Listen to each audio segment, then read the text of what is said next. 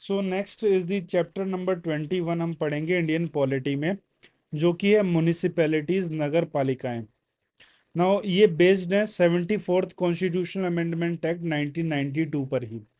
तो इसी के तहत हमने पढ़ा था 73rd अमेंडमेंट, जो कि पंचायती राज के लिए था। इस एक्ट ने ऐड किया date is the part 9A, और आर्टिकल्स रिलेटेड हैं हमारे 243P से लेके 243ZG तक। देन ऐड किया गया इसके द्वारा 12th शेड्यूल, जिसके 18 फंक्शंस लिखे गए थे या फिर 18 क्षेत्र बताए गए थे, सब्जेक्ट्स, जिन पर जो है म्युनिसिपैलिटीज के पास पावर थी कि वो कानून बना सकें। अगर हम बात करें, हिस्ट्री देखें अगर हम पंचायती राज सिस्टम की, तो जब भी हम हिस्ट्री में जाएंगे तो सबसे पहले हम इवोल्यूशन देखेंगे। तो इवोल्यूशन मिलता है हमें 1687 में, जब फर्स्ट म्युनिसिपल कॉरपोरेशन बनी। कहाँ पर? मद्रास में। देन 1726 में म्युनिसिपल कॉरपोरेशन बनी बॉम्बे एंड कलकत्ता में। देन 1870 की बात करें तो लॉर्ड मायोज रेजोल्यूशन पास होता है, किस पर? ऑन फाइनेंशियल डिसेंट्रलाइजेशन करने के लिए।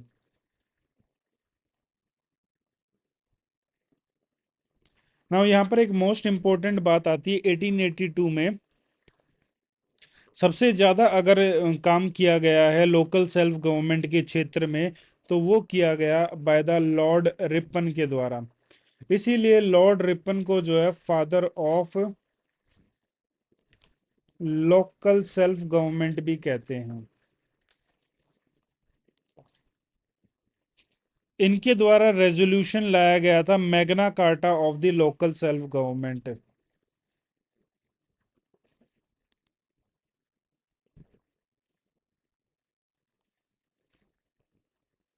मैग्ना कार्टा होता है हाईएस्ट लॉ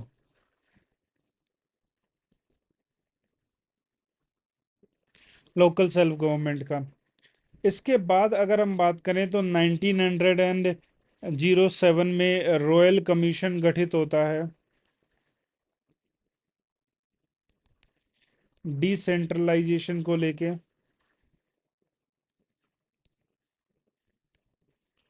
देन 1919 का जो गवर्नमेंट ऑफ इंडिया एक्ट था, इस एक्ट में लोकल सेल्फ गवर्नमेंट वो जो है एक ट्रांसफर्ड सब्जेक्ट बन गया था। डायरकी इंट्रोड्यूस की गई थी।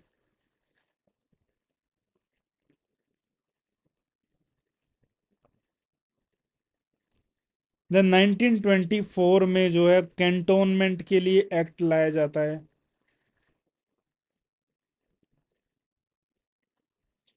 Then Government of India Act 1935 में जो है लोकल सेल्फ गवर्नमेंट जो है वो प्रोविंशियल सब्जेक्ट बन जाता है।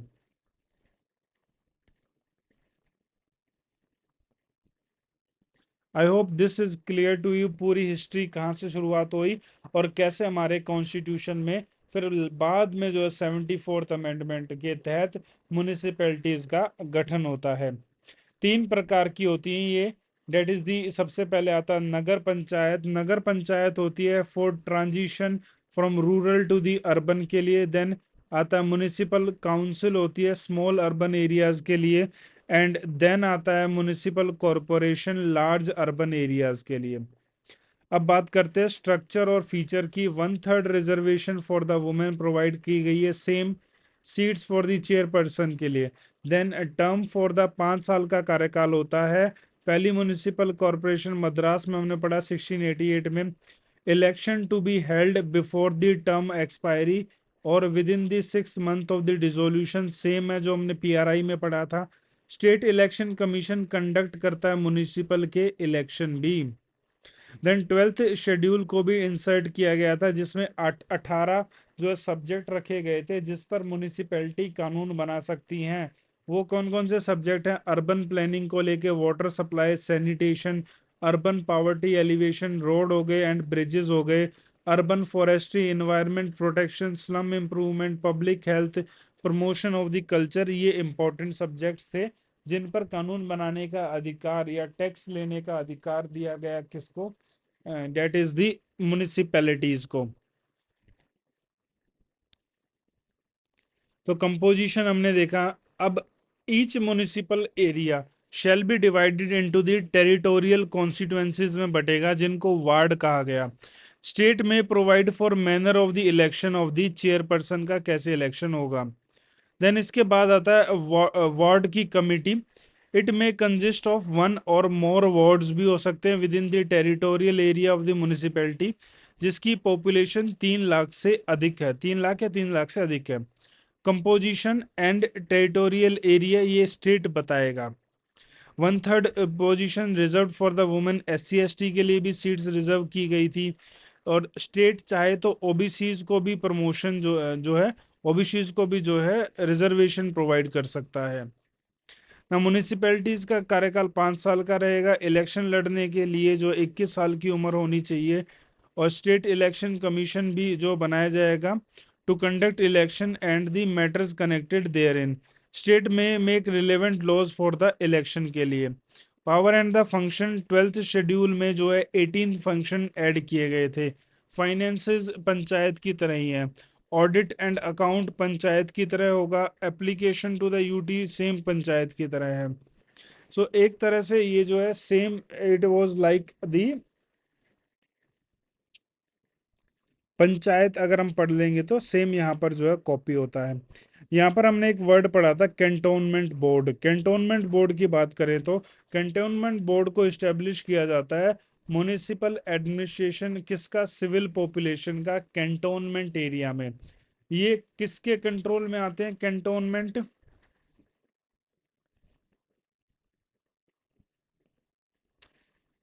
जो कैंटोनमेंट बोर्ड है वो control of the defence ministry के अंडर में आते हैं। ये पार्टली इलेक्टेड बॉडी होती है, आधी इलेक्टेड होती है एंड पार्टली नॉमिनेटेड होती है।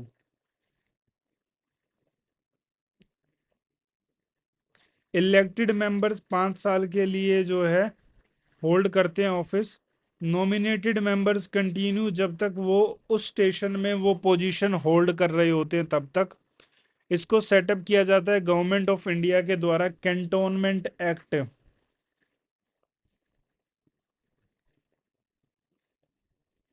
कब का, 2006 का।